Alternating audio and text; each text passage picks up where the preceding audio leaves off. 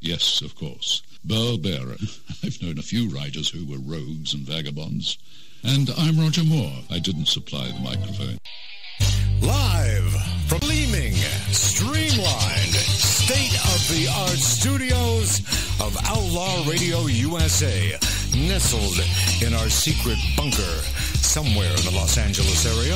The following program is produced by Magic Matt Allen, genius when it comes to engineering, on the Outlaw Radio Network. True Crime Uncensored. I am the legendary Burl Bear, Howard Lapidus, manager to the Star. Yes, I am.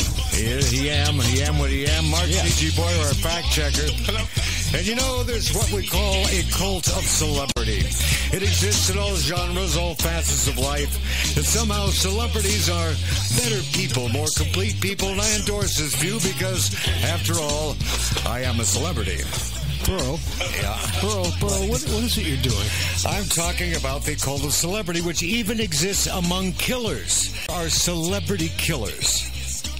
Are you giving us some news, or what's your deal? Well, that's what you want. What is it like to meet a celebrity killer as opposed to your run-of-the-mill, everyday namby-pamby Are you murderer? singing the show today? I'm going to sing the show. Sounds like it. I'm the Howard Keel of true crime. Exactly. My God. I can prove I'm a writer. I've got a pen. No, that doesn't quite do it. Okay, I'll shoot my wife. Daniel. Not the first time. Hey, Daniel, how are you? Hello, guys. Hi Good to there. hear from you. Hello, welcome back. Thank you. So, Daniel, a well-known writer who might write something when he gets around to it.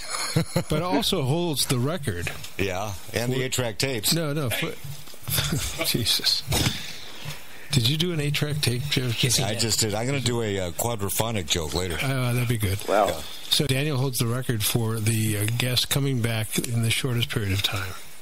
Oh, I'll see. See? Yes, watch for I shall come soon. Well, no, there's a reason for that. Like a because mugger in the night. We only got half out of him what we got the first time. I know. it's not because you guys like me. It's because I get like you guys. Well, see, I begged my way back. you would not be here if you didn't like us. That's right. There's no accounting for taste. There's no okay. Yeah, exactly right. Now, when Why are you you here? when you left turn in your career trajectory and went from the wide world of publishing to being someone's bitch in prison.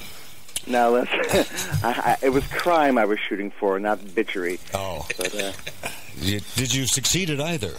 no, I didn't. No, I did not succeed in either crime or being a bitch or even keeping a bitch or anything of that matter. Was that now? I'm diverting off of my original topic, but being as that you were in the Cosmic Slammer for 10 years. Yes. For being the apologetic bandit. That's right. I love the relatives that newspapers I'm give sorry them. I stole your heroin. This is, Yes. It was. I'm sorry. I don't want to take your wallet, but do you mind if I do anyway?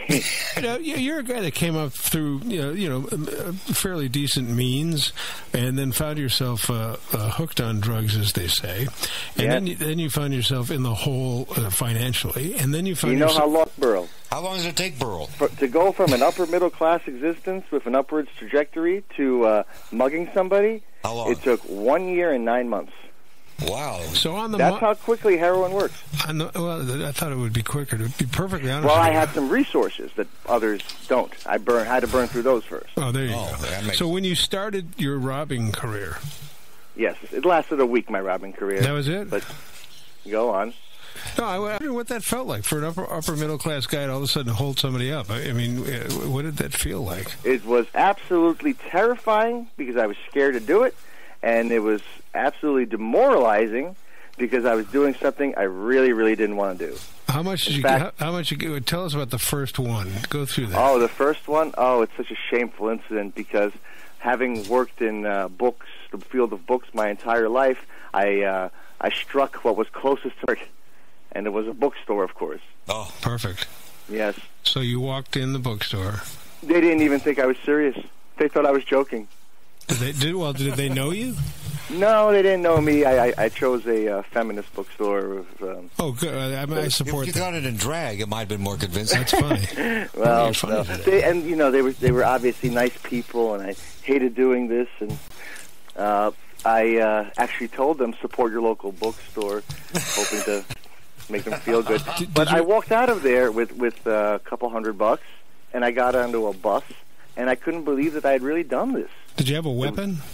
Yes, I had a weapon. I didn't know where to get a real weapon, but I knew that I had a pocket knife. I had been a Boy Scout, and I had been camping with this thing for years, and I reused it. I recycled it. So you went and you got your Boy Scout knife, you went into the bookstore and then up to the counter and said... Oh, I didn't. Well, it took 20 minutes for me to work up my knife. Okay. And I went up and I said, guys, I'm sorry to say this is a robbery. And they went, ha, ha, ha, ha, ha. And I said, ha, ha, ha, ha, ha, but I really need the money. And eventually they figured out that the ha-ha-has were just nervous laughter, and they gave me the money. And were they really afraid of your pocket knife? I don't know. I don't know if anybody was ever really afraid, because there were many times when I was turned by strong language. But go away. Back up. What do you mean? Tell us about that. Well, I mean, there's words I can't say on the radio, but I was turned away by get the something out of here. Because what was I going to do? If somebody just said no to me, they basically won. I like because I wasn't willing to hurt anybody, and I was afraid of doing that too. Besides, you can kill somebody by accident.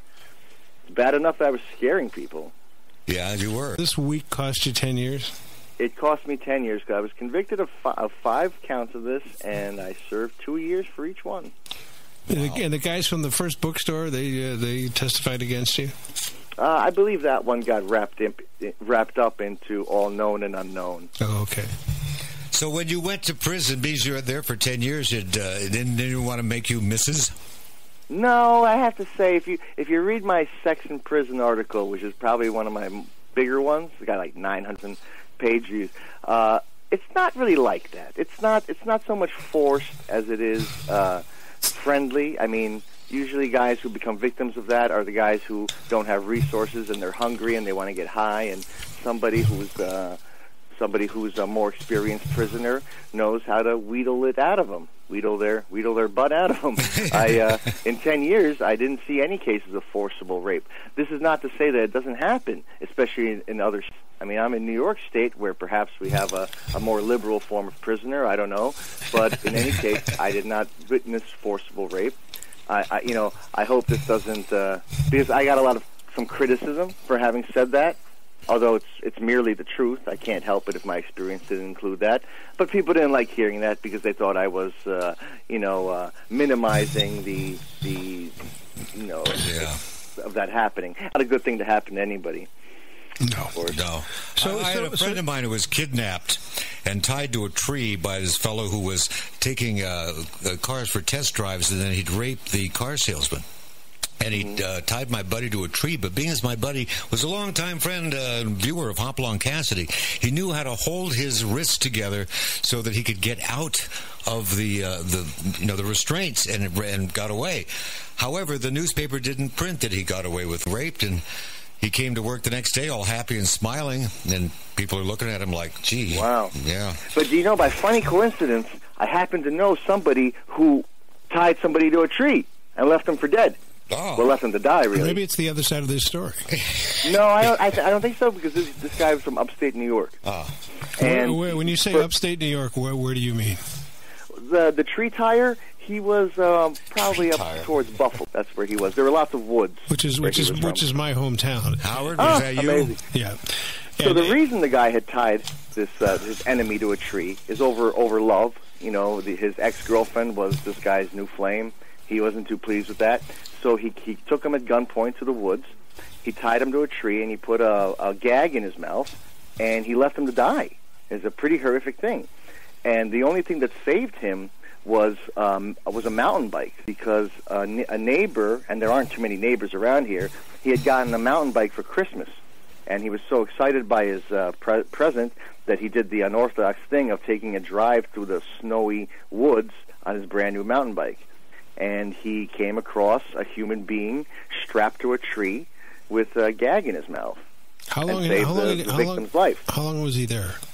I believe it was less than a day, because the animals hadn't started with him yet. Ooh. But a better question is, how much time did the tire of the victim get? How much time did they 15 tire? to life. It's an attempted murder charge. Oh, that's pretty good. Yes. Now, as a guy that's from New York State, we spoke to you somewhere around the beginning of July, just after the escape at Clinton. Yes. And you're a guy that was in jail for 10 years, and you're a guy that was near the Clinton situation. Absolutely. I wrote quite a few articles on Clinton. I went on CNN because of that show. I went on NBC. I went on the radio. That was it was definitely a lucrative incident, I'll tell you that. But go on. Open our eyes. Tell us what happened. What, from your point of view, what happened? Oh, yeah, well, first of all, there's so much nonsense around that case that I had to write several articles that were basically just debunking the nonsense. But what happened is that I fell in love with the guy, the woman who was in the tailor shop, and she made it possible for him to escape. And what she did was bring in things that they could never, ever have had. And on top of that, they were also, they were likable guys. They also had the assistance of an unwitting accomplice in the form of an actual guard. So who's now going to, he's going to have his career destroyed and probably go to prison too. When you say unwitting, what do you mean? The guy didn't know. The guy thought he was bringing him snacks.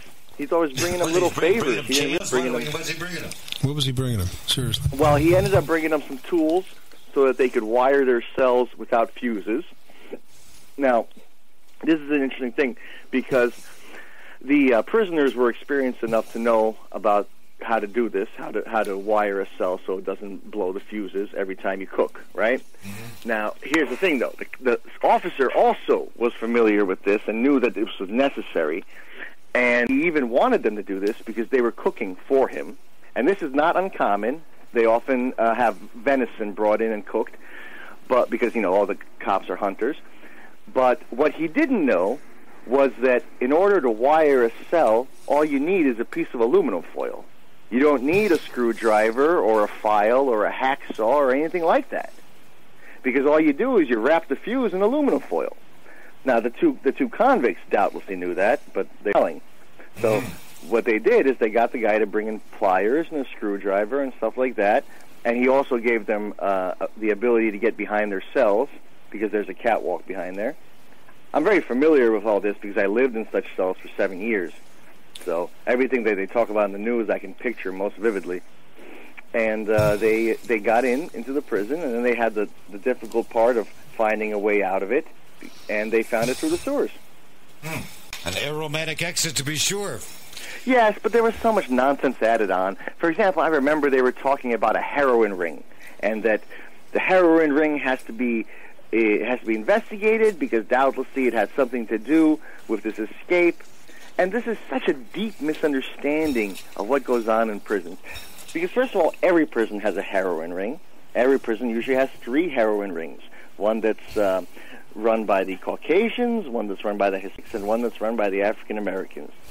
And the heroin rings have absolutely nothing to do with escape because the kind of people who run heroin rings are just happy where they are. That's right. They're not trying to leave. No, they make a fortune. They make a fortune. They get to do their drugs, and life is really easy for them. There's no rent, The only thing missing is women, really. And as you see from the tale of the 2 escapees, that's not even always missing. That's right. She was going down on somebody. Well, apparently both. But not at once. She was a. But I'll tell you this. Now, one of them is dead, obviously, and the other one is now in custody, and he won't be seeing population, or he won't be seeing the other prisoners for a long time. But he will one day, most likely. And the day that he does, he will realize that he is now a celebrity. Mm-hmm. Because he will be the guy who escaped and put the whole state on a run. What a smooth transition. Original time. So how will he be? How will he be treated? With absolute honor, with respect. A hero. And I know this because I met 2 of these guys. I met 2 successful escape prisoners. One was an arrogant and difficult person who gambled with me on Scrabble and then didn't pay when I won. The other one was the sweetest guy in the world. He had tried to escape because his wife was dying of cancer. And an escape charge gets you 7 years extra. So after he got caught, he had to do his extra 7 years, and that was long enough for his wife to pass away. And he quickly passed away after that.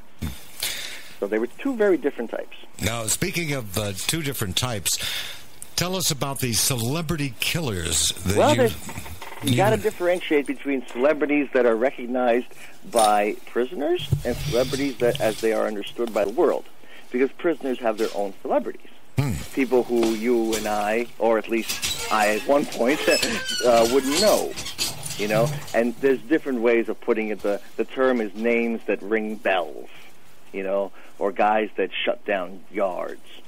And these are people like, if I say names like Blue Boy or Pissy Black, you know, there's certain names of prisoners. They're all nicknames, of course, that are very mean because they're supposed to be really, really tough, you know, super prisoners who, you know, they live by the rules of the convict and things like that. And they're mythological almost. I never really saw the rules of the convict enforced. And, you know, but there are also actual celebrities who are well known and recognized and have a lot of interest in them from the outside world. The easiest way to tell is the mail that they get. So do they get a lot of mail from women who are fascinated with them? Yes, unless they're gay, and then they get a lot of mail from men. And we're going to look at both parts, you know, different people, because I spent 4 years in a prison that also held Ronnie DeFeo, and Ryan DeFeo is incorrectly termed. Everyone in his family. Yes, the Amityville Horror, and Ryan DeFeo was somebody who has been in prison for most of his adult life. He was really, I think, only 21 when he went in, if that. And Ryan DeFeo also came from the town of Amityville, where my grandparents lived for 20 years. So there was quite a coincidence. First of all, I had read all the Amityville horror books. I even read the one that was published as nonfiction, which is absolutely ridiculous. And more to the point, I'd been in his house. Wow. Because at the age of 13, on a Halloween night, my friends and I in Long Island, it's not where I lived, but it's where I visited, we took a boat across a canal, and the house where Ryan DeFeo killed his family is actually a really expensive, nice house, and it has a boathouse along with it. And that boathouse is connected, so we took the boat into the boathouse, and we went in there, and we were looking for the red room where the devil lives. Oh. Did you double check? Because could have said devil or current occupant. Well, at one point it was supposed to be Jody the Pig. Jody the Pig, huh? Let's get back to whether Jody the Pig exists when we asked Ryan DeFeo, because I visited this house. Thank God there was nobody in there, because I probably would have ended up with a burglary charge, but at 13 you don't think about such things. And we searched for the red room under the stairs. You know, we were looking for James Brolin screaming, "Get out! Get out!" But none of that was available. That's what he's doing now in the Streisand house. Yes, none of this actually happened, and the house later went on sale for another time, and it was $1 million this time. So this house is a nice house. So was he impressed that you'd actually burgled his house?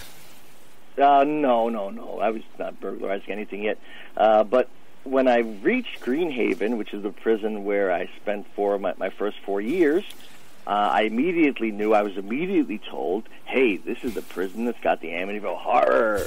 And he was pointed out to me. And he did not look very scary at all. He was a little guy with a beard with eyes that looked a little crazy. He seemed to have modeled himself after Charles Manson because of the hair, although he didn't have the carved swastika. But it took me a little while to get to know him.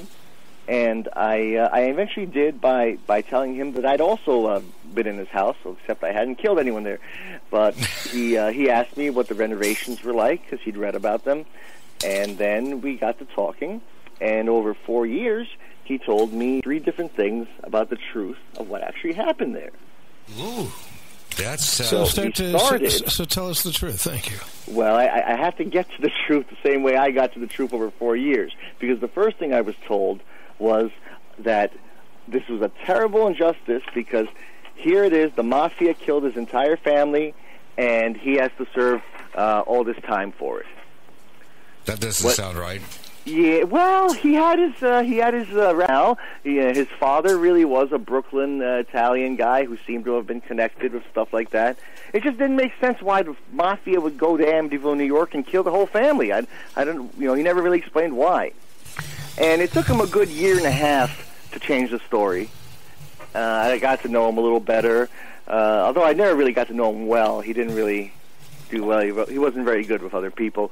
But the second story was one that he told in a documentary as well, and it did include a confession of murder, but only one, because it turns out his sister had killed everybody. She killed absolutely everybody in the house, and he had to wrestle the gun away from her and kill her in self-defense. And then? Well, he kept with that one for a good 2 years. See, the last time I saw him, it was on my last week in the prison. I knew I was going, he knew I was going, and on top of that, he's also on a very powerful cocktail of OxyContin and other nice pills to make him feel good. And when I asked him the question that I did, he was at the very height of his feeling well. So I said, Ronnie, I'm going. You're never going to see me again. What the hell happened in there? I know there was no Jody the Pig. I know there wasn't. Because he hated the whole Jody the Pig thing. So he said, you want to know what happened? Tell you what happened. They had it coming. And if I could do it again, I'd do it twice. Ooh. And he was very vehement about this, and I guess he never really imagined I'd become a writer and a journalist, because that's not what he says in other interviews that he's given. But so he admitted to killing everyone in the family. In a roundabout way, yes. It didn't sound roundabout. It sounded like he admitted it. Well, I don't think it would hold up in a court of law. But they had it coming, they were probably asking for it. He really, he still felt strongly after all this time. But he had done, previously he had told his own grandfather, and this is something I read when I was researching this, because I've written about this since. He told his grandfather told him that stock line, the truth will set you free, and he said, Grandpa, the truth will get me life. He was right about that. Yeah. Now, since I know that well, and I know the residents, I was back there about a year ago with my wife, and we went to the old pizza shop that Ronnie and I had actually talked about. It's a really good pizza shop. It's right around the corner from where he did what he did. And I spoke to some of the locals, and they don't like talking about this, but because of my own connection to the place and to the town, they were a little more open with me. So I got to talk to people who had known him. And they had known him as Butch, by the way, not as Ronnie. That was his name, Butch. So they weren't fond. They weren't fond of this whole episode, because he had taken the whole town on a bit of a ride. Well, listen, we're going to have to take a 60-second ride to Commercialville, USA, and then we'll be right back with more on True Crime Uncensored.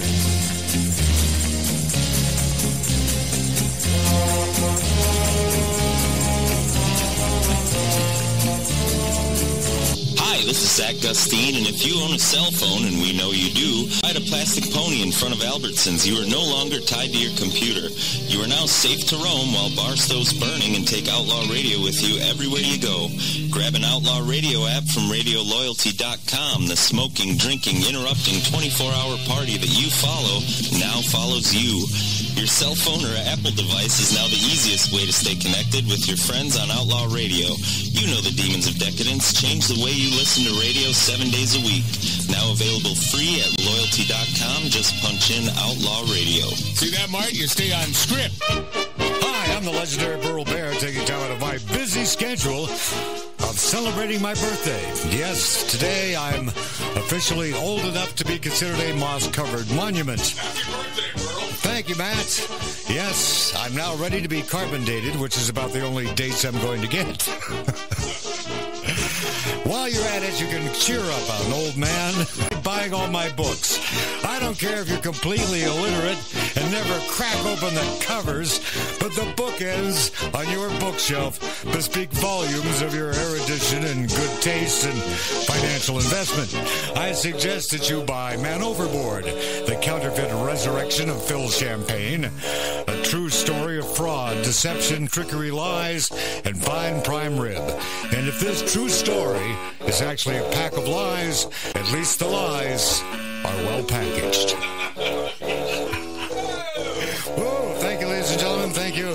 Thank you. Thank you. By the way, Matt, Pat O'Day says, Matt, you're canned. I've got that on my phone for you. And now back to True Crime Uncensored. Back to True Crime Uncensored. I've heard of it. You got some more there, Matt, huh? Do you, big boy? Come on. With And Birthday let's Boy. talk about Party Monster. Now, hang on a second, Dan, because... With Burl Bear. Hang on, we're not done yet.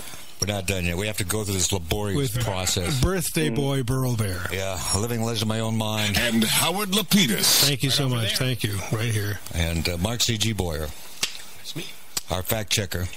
And the He girl actually with the gets- huge hooters He is gets a title here. Which is great. Yeah. Hold on.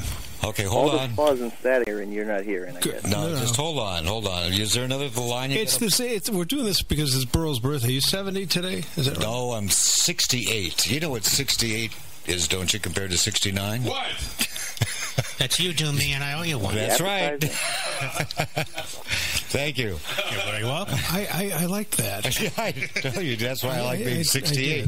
Yeah. Okay, are we ready now to go back to Daniel? No, we're not. We're not? Hang on. We're almost ready. Almost. Okay, Matt, you got a button or something? He's Well, lighting a cigar. Do it when he wants to. Yeah. He's got Producing Well, the as damn soon as show. we start, he'll push it. such a troublemaker. He's not gonna sucking up airtime, sucking on his cigar. That's all right, Daniel. Hang in there. Hang in there. Okay. And prepare your No birthday. callers, bro? He's got his arms crossed Prepare now. your birthday wish for Burl, if you would. Okay. Yeah. We discussed earlier in text the definition of an intellectual, Howard. You know what that is, don't you? No, what would that be, Burl? That's someone who did the William Tell Overture and not think of the Lone Ranger. Yeah. You know what? Howard You're doesn't right. find that amusing. No, I found it correct, actually. It's too cerebral. Oh, hang on a second. Listen, Are you who's saying too cerebral. Look who's doing the cerebral A cerebral joke. cerebral jokes. No more cerebral jokes on Outlaw Radio. They tend to go over the heads. No more wire hangers. No more wire hangers either. I'm sorry, Mommy. I won't do it again. Yes, you will. And Rosemary's Baby, ladies and gentlemen. Rosemary's Baby. Thank you. Good oh, night. he has his father's eyes. That was not Rosemary's Baby. You're Oh, right. that was Mommy Dearest. Mommy Dearest. Mommy Dearest. But she was in the same. Hey, I got speaking of birthdays, Daniel, on your birthday when you were in prison, the Aryan Nation Brotherhood of Neo-Nazis actually gave you a birthday card. Did they forget you were Jewish? Featuring Mark in C.G. fact, Boyer. They remembered it right in the birthday card, and they said I was their favorite Jew bag. Which, and you know, I keep the card to this day because it even drawing. Of a Jew So, bag? Of a Jew, do you actually have a drawing of a Jew bag? Well, it doesn't look much like a handbag or anything, but it's definitely something you'd see in Der Stürmer, you know. I actually have blonde hair and blue eyes, so I don't quite fit the stereotype, but I did in that picture. But it was a nice gesture on their part. The Aryans can draw a perfect tallis bag. Yeah, they they can't spell, though. Yeah. And I also, the same guy who did it, I used to buy cards, and one card, which wasn't meant for me, but I couldn't help. I had to buy it immediately because he had done a Valentine's Day card that was addressed to my baby grill.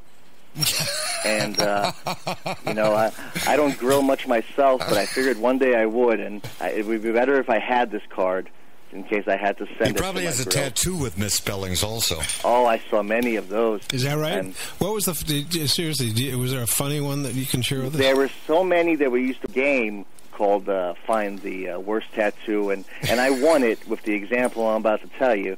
I brought over a guy who had on his arm, he had a logo, a motto that said, "Born to Lose." But it was misspelled. It said "Born to Loose" because it was Loose. Maybe he was an artist.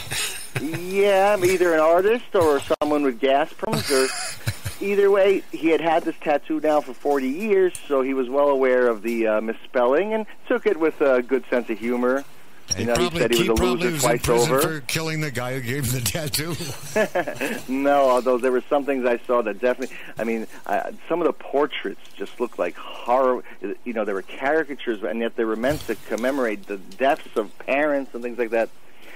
But in the world of celebrity, celebrities themselves didn't get too many tattoos or portraits because they were already recognized, and they didn't need such things. Well, who else in there besides Mr. DeFeo, who murdered everyone in the family because they were home? Right.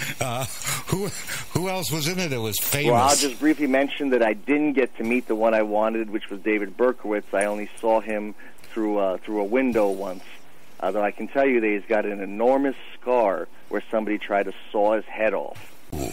Yes, and he's also very religious now. He's the chaplain's clerk, and he walks around with a Bible all day long and says that it was a different person who listened to Sam. But let's talk about someone I actually did meet, because not only did I meet him in jail, I met him at his art gallery show about a month ago, and that is Party Monster. And a lot of your younger listeners doubtlessly like the movie about him, because Macaulay Culkin, the Home Alone kid, he played him in the movie Party Monster. Really? That must have been his post-career film. Well, you know, he's had a lot of duds, but this particular film is really very, very well loved.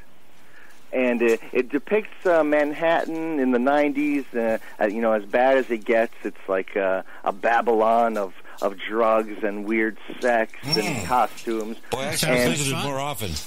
Well, when do we start? I actually did work in a nightclub at the same time as Alton, so I saw some of this firsthand. But I didn't know Michael Alec, and maybe that's better because I survived, because his drug dealer didn't. Ooh. And his drug dealer was somebody who ended up actually living with him, which is convenient, a guy named Angel. And the reason he was called Angel is because he always wore little wings when he went out to the nightclubs. But he was also a narcotics dealer who kept Michael Alec in the finest of heroin and cocaine. Michael Alec himself worked a man named Peter Gation, who was like the lord of the night. He owned the 3 largest nightclubs in the city. He made a fortune, and he also had a line in ecstasy, although this has never been proven. He is not convicted, I don't believe, of anything, but he's banned from the United States. He's a Canadian citizen, and that's where he is now. Michael Alec, on the other hand, served 19 years in prison for murder. Well, manslaughter. Because Angel was found in the Hudson River. He had his limbs cut off, and he had Drano, I believe, poured down his throat. Eek. This was later misunderstood to be torture, where as if Michael Alec was pouring the Drano down his throat. But in actuality, they were trying to decompose the body. After they killed, because he had a co-defendant, they killed this Angel. They went to the police and tried to confess.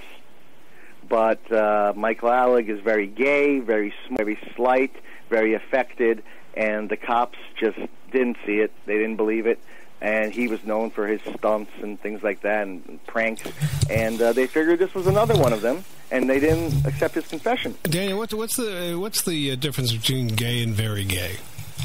Well, you know, he wasn't passing for straight. I mean, I don't know if he can. This is not a bad thing. I'm no homophobe.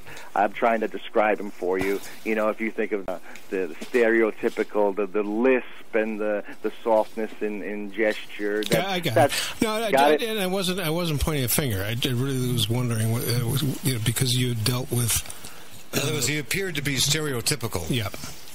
So Michael Alec was convicted when the body washed up, and he went to prison. He had to do, I believe, 15 to life. Actually, I think he did 19 years. He got out earlier this year, and I've interviewed him and written about him a few times because I spent time in 2 prisons with him. We know each other. So a guy like that gets out. What does he do after 19 years?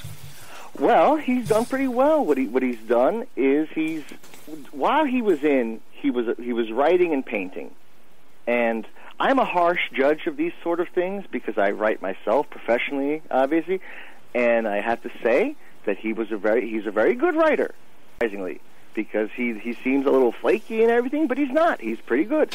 He wrote a memoir, and I'll just tell you the title. It's not published yet, but the title was Aligula, which is actually very talented if you take it apart and put it back together. Michael Alec, Aligula. So he also painted, and now a lot of these paintings are for sale. But he's also doing new paintings, and he does lithographs of the old paint. He's doing T-shirts with the paintings on them. And the night that he had the opening to his show, he had it in 3 galleries simultaneously. And I was there. I reviewed it, and I was on video, and I wrote about it. I took an interview, and Michael Alec, people either adore him or despise him. There's no neutral. And it was the same thing in prison. He was a celebrity. He was known as the Party Monster. Much of the population had seen the movie, but either they hated him or they loved him. And that was because he wielded his celebrity. You know, in one prison where there were only 5 telephones, he had one of them, which is quite amazing because the other 4 were held by groups like the Bloods, the Latin King, you know, and Michael Alec. So, you know, he also had some money to throw around. That's helpful in prison. Sure. Hey, now, when your memoir of your time in the Slammer comes out, I know this has a title that, if they consulted me, I would have passed on the title. Did you come up with the title yourself, or just... Which title, Aligula? No, The Last Beat. I'm sorry, which title? The Last Beat. The Last Beat. The Last Beat was actually my second go at a title. My first try at the title to my own memoir, the one that Penguin is releasing next year, was 1046, because that is the number of books that I read while in prison. I kept count. Well, you know, there is a proven thing in publishing that books with, like, the 9 best reasons to hate Jews. You know, the 27 dead people you'll meet in heaven. You know, the 1,046 books to read in prison. You know, that, I think that title right there would, you know, kind of tells you what you're going for. I can tell by the music that we're going to take a 60-second break to hype some public service.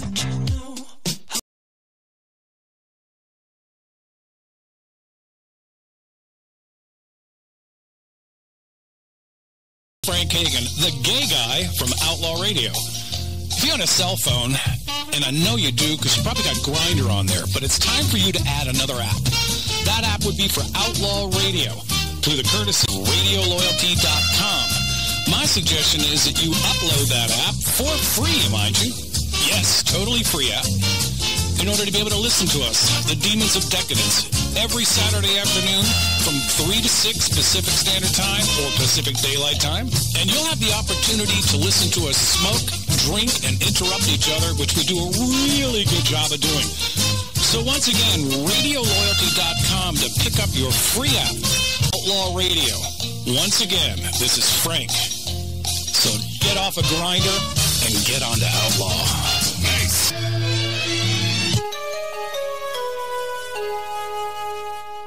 Yes, of course. Burl Bearer. I've known a few writers who were rogues and vagabonds. And I'm Roger Moore. I didn't supply the microphone. True Crime Uncensored live from Matt Allen's White Lounge, a secret bunker somewhere in the Los Angeles area. Trump's calling us today. I know, Donald Trump. Yes, the Donald Trump, the one and only, the one who used to be married to Mrs. Trump. I always remember the headline that was in one of the tabloids from the woman he was stooping when he and Ivana got a divorce. What was her name? Marley? Maples. I knew her. Yeah. She said he was the best lay she ever had in her life. That was the headline of the National Enquirer. That's pretty nice. Yeah. Of course, who knows how many she had or who the... Perhaps she was the first? Many. I knew Many. Her. You knew her? They had the lines like at Vaughn's? No, Century City. Were you in there too? Matt? He's not saying. In other words, yes. Burl. Yeah. Since we are at the end, I think perhaps we should talk about celebrities who I didn't meet. Who didn't you meet? You didn't meet Marla Maples. there's more that I didn't meet than that I met, but I have recently had some acquaintance with them because I now I share shelf space with some of them. Ooh, what, Cheerios? It appears that there's something called the Auditorium in New York City. Oh, yeah. Yes, it's the reason I say it appears is because this is not a generally known thing. It's kind of for the elite. It's not a museum that's in tourist books. It is a museum that people like Johnny Depp and Leonardo DiCaprio and John Waters and Iggy Pop. Iggy Pop. Oh my God. And Jim Jarmusch. People like that get invited Kim Fowley to it. Next. They get invited to come visit at the auditorium, and they also usually painting from the proprietor of this auditorium, whose name is Joe Coleman. He's quite an interesting artist, quite a good artist, and you can check out his stuff at joecoleman.com, and you can also see what the auditorium is. Well, how odd is the auditorium? It's a museum, and it has a focus crime in a way.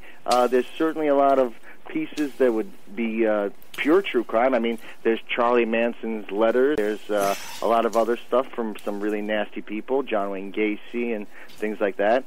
But this is not to say that it's Ripley's Believe It or Not or a freak show, although many of the items in the collection are sourced from freak shows. The artist sees it as one big work of art where he gives voice to the people who have never had their own voice. Kind of like Jerry Springer with talk shows.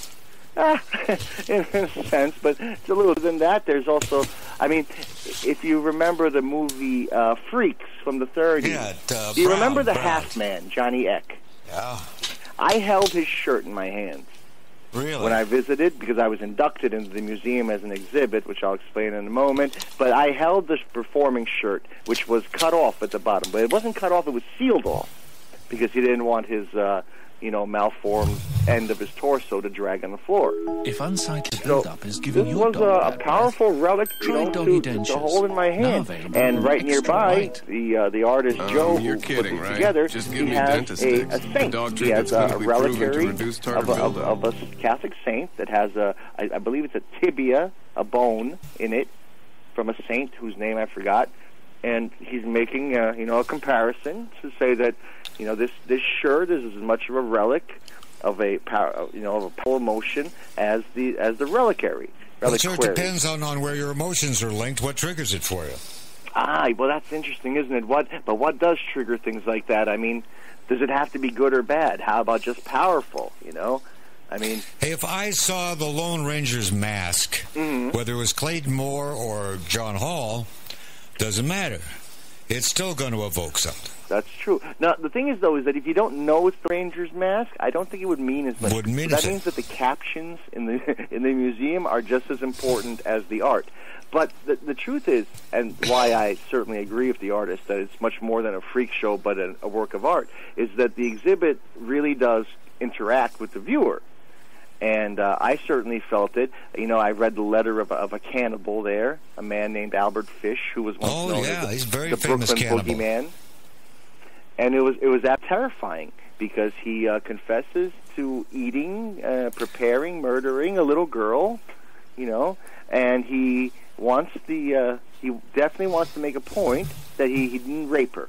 That's important. Yes, she died pure. It was actually really, really important to him.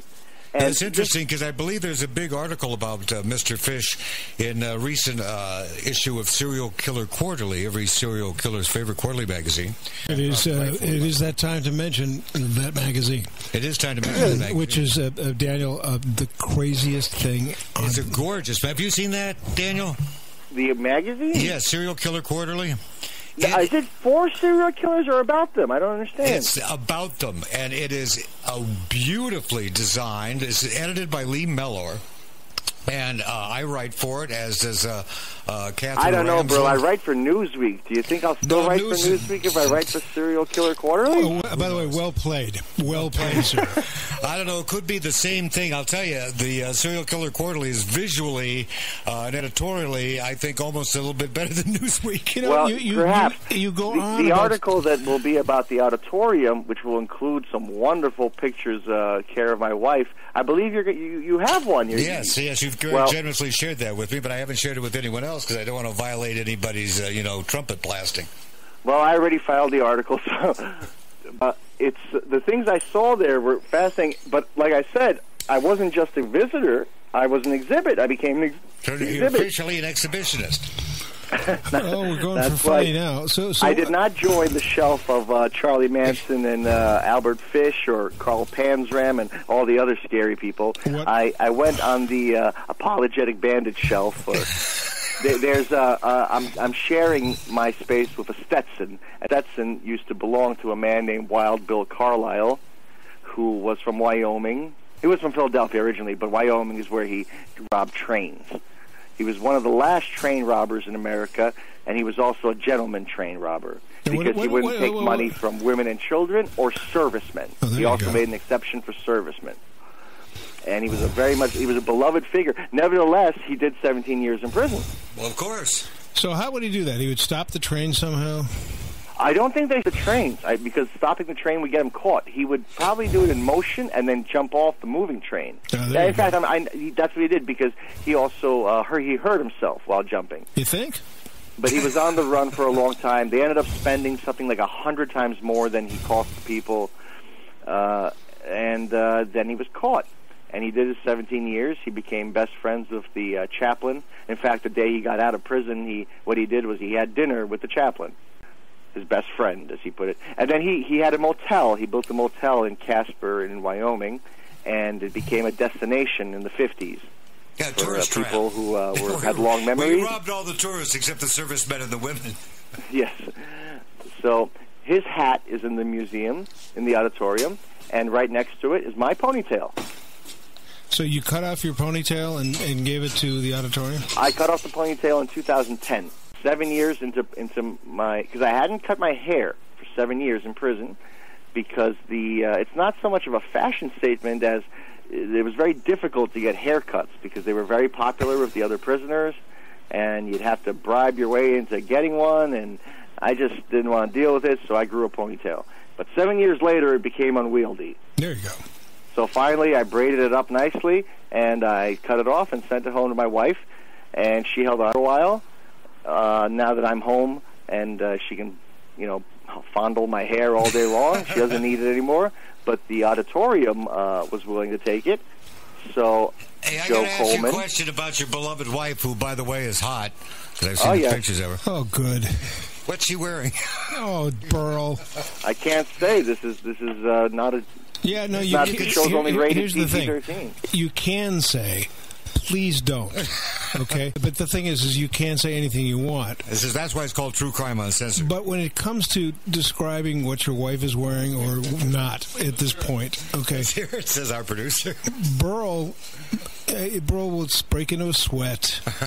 He won't be able to walk the valley like he usually does. It would just be, what's she wearing? She is wearing her yoga gear. My wife teaches yoga and often practices it, so she's wearing a bunch of little, well, not a bunch at all, quite not so much, but it's very tight. And it allows her to do handstands with ease. Is she doing that now? She just came out of one. I'm looking at her right now. She's telling me to shut up. Now, were you married to this very versatile and flexible woman when you went to the Slammer? I was married. We were married only 6 months before I was arrested. Oh, she must have been thrilled with you. The poor woman, she's from Europe. She was not the whole drug scene, and she had no idea that I had this terrible secret. So it was quite a surprise. You're lucky she didn't go, these boots are made for walking on you. Well, either she's really indecisive or I write a damn good letter. I know that for much of my incarceration, I wrote her a letter every day, and she has an enormous box of them now. Why don't you publish those? Some of them are probably best not for publication, but she has. We had an article together in The Guardian where she had extracts of it, and the story's been told, but it will be told again in my book that comes out next year. It'll be called The Last Beat, and perhaps one day she'll have her own book. Maybe she'll divorce me and write a tell-all. Yeah, they do that, what a difficult jerk-off I really am. David Bowie's ex-wife was on Matt's show. Oh, this is unbelievable. You want to tell it, Howard, or Matt, you want to tell it? She comes onto the show as David Bowie's ex-wife, and she uses the name, I forget her first name, but she uses the last name. What is it? Angie Bowie comes on the show and then gets crazy if we ask her about David Bowie. Well, then why did she go on the show? Duh. Well, then we got, why did she go on the show? Why did she go on the show using the name Bowie? And why is she such a bitch? I don't know. Female. I end up having to write about prison all the time, and of course sometimes I don't want to. I've told a lot of my prison stories, but I recognize that what can I do? My career was born of this, it wasn't too long ago that Toni Morrison said in an interview she doesn't want to be an African-American author. She wants to be an author who happens to be African-American. But, her books are on that subject, and she made her fortune and her career Nobel Prize based on that subject. Sure. So you can't really get away from it now. So go ahead. Well, while I may try to pitch stories that are not about prison, and in fact today I'll be writing about Donald Trump, although that's really kind of about crime at this point. But why is that? Why do you say well, that? Donald's going to be on the show, Matt's show today. He'll be on the next show. But why do you say that? Well, Donald, because either he is either he's trying to get Hillary Clinton elected, or he is just really the monster that he is. By saying the awful things that he does. Well, he's saying about Rosie O'Donnell. Well, that wasn't really true, and the commentator made a point of that because he tried to play it off as a joke, saying that it wasn't purely about Rosie O'Donnell, but he didn't. He said those awful things about women, about all women, not about Rosie O'Donnell. So you're from the position that he shouldn't be running for president. Oh, he can. I'm happy with him running for president because I don't mind a Democrat being elected. I know. I thought that was funny on the debates. The question they asked was, "When did you become a Republican?" That's a good question. Yeah, I don't remember. Did he actually have an answer? He said that he had evolved. He evolved. That's always the big question when people talk. We get into this. This is really not for this show, but. You called him a criminal, and I think that's far-fetched. Okay, perhaps let's call him a thought criminal.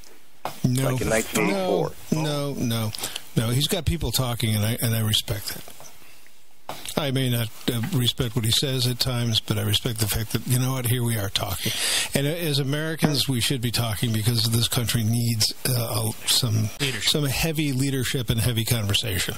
We can't be sitting and cowering in our comfortable homes, letting things just die the way they're dying. We got another 15 months, and we got to get something going here.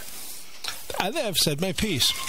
I think it should be like in England where the whole thing's over with in 2.5 weeks and you can't spend millions of dollars. Okay. Of course, because you're not an American, Burl. He's not an American. Not only not American, Daniel, I don't know if you're aware of this, but is a communist. And you, of all people, can spot a communist. This goes, he's from Russia where he's surrounded by them. Whoop, did we lose him? I thought we lost our guest. Yeah. That'll come. Too soon. Did he hang up on me? No, I don't think so. Accidentally. But Do you think that he was pissed that I... No. Why don't you call him back so we can say goodbye to him? He may have been. Hold on. Yeah, you have to call him back. He can't call us. Hello? Burl? Yeah, there. Yes, Burl, I had to leave a landline. I'm sorry, I'm on the other phone. Now we know why we called you on the landline. So you were pissed about what I was saying? Is that what it is? And you hung up on me? I didn't hang up either. The battery died on the landline. Oh, the battery died in the landline. That's something I've never heard that. I'm on the cell. Hey, we were talking about the cult of celebrity. One thing that you give up when you're a celebrity is any privacy.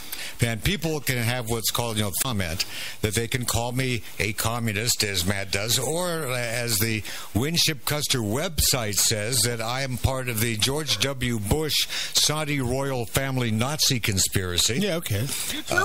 That's what it says. I read it right online. It must be true. I'm with you.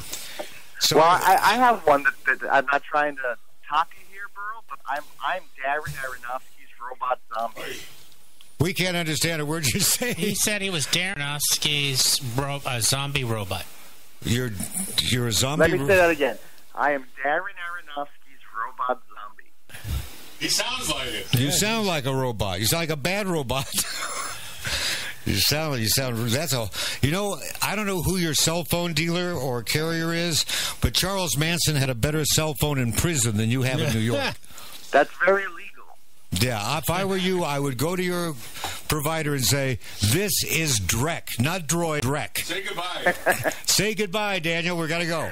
Goodbye. Thank you, Daniel. Thanks again, Daniel. Thanks again, Daniel. I like that guy. I like that guy, too. He's a really good guy and makes for a good fun show, which we had today. Yeah, he gets bigger advances for the book he hasn't written yet. Well, yeah, you're insanely jealous. It's your birthday today, bro. Hey, happy birthday to me.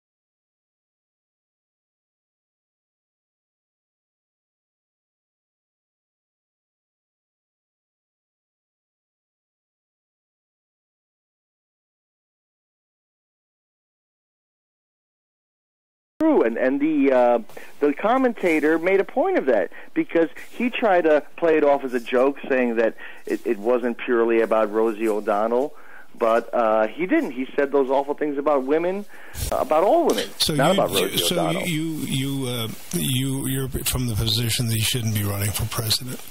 Oh, I'm happy with him running for president because I don't mind a Democrat being elected. I know. I thought that was funny on the debates. The question they asked was, "When did you become a Republican?" That's a good question. Yeah, I don't remember. Did he actually have an answer? He said that he had evolved. He evolved. And I mean, that's always the big question when people talk. We get into this. This is really not for this show, but. You called him a criminal, and I think that's far-fetched. Okay, perhaps let's call him a thought criminal. No, like in 1984. No. He's got people talking, and I respect that.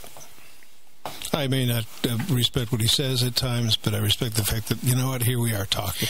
And as Americans, we should be talking because this country needs some heavy leadership and heavy conversation. We can't be sitting and cowering in our comfortable homes, letting things just die the way they're dying. We got another 15 months, and we got to get something going here. I've said my piece. I think it should be like in England, where the whole thing's over with in 2.5 weeks, and you can't spend millions of dollars. Okay. Of course, because you're not an American, Burl. He's not an American. Not only a not American, Daniel, I don't know if you're aware of this, but is a communist, and you, of all people, can spot a communist. This goes. He's from Russia, where he's surrounded by them. Whoop, did we lose him? I thought we lost our guest. Yeah. Not a moment too soon. Did he hang up on me? No, I don't think so. Accidentally. But Do you think that he was pissed that I... No. Why don't you call him back so we can say goodbye to him? He may have been. Hold on. Yeah, you have to call him back. He can't call us. Hello? Burl? Yeah, there. Yes, Burl, I had to leave a landline. I'm sorry, I'm on the other phone. Now we know why we called you on the landline. So you were pissed about what I was saying? Is that what it is? And you hung up on me? I didn't hang up either. The battery died on the landline. Oh, the battery died in the landline. That's something I've never heard that. I'm on the cell. Hey, you know, we were talking about the cult of celebrity. One thing that you give up when you're a celebrity is any privacy. And people can have what's called, comment, that they can call me a communist, as Matt does, or as the Winship Custer website says, that I am part of the George W. Bush Saudi royal family Nazi conspiracy. Yeah, okay. That's what it says. I read it right online. It must be true. I'm with you. So, well, I have one that I'm not trying to top you here, Burl, but I'm Darren Aronofsky's robot zombie. We can't understand a word you say. He said he was Darren Aronofsky's zombie robot. You're a zombie. Let me say that again. I am Darren Aronofsky's robot zombie. He sounds like it. You sound like a robot. You sound like a bad robot.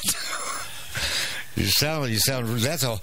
I don't know who your cell phone dealer or carrier is, but Charles Manson had a better cell phone in prison than you have in New York. That's very legal. Yeah, if I were you, I would go to your provider and say, this is Drek, not Droid, Drek. Say goodbye. Say goodbye, Daniel. We're going to go. Goodbye. Thank you, Daniel. Thanks again, Daniel. Thanks again, Daniel. I like that guy. I like that guy, too. He's a really good guy and makes for a good fun show, which we had today. Yeah, he gets bigger advances for the book he hasn't written yet that I'm doing. Well, yeah, you're insanely jealous. It's your birthday today, bro. Hey, happy birthday to me.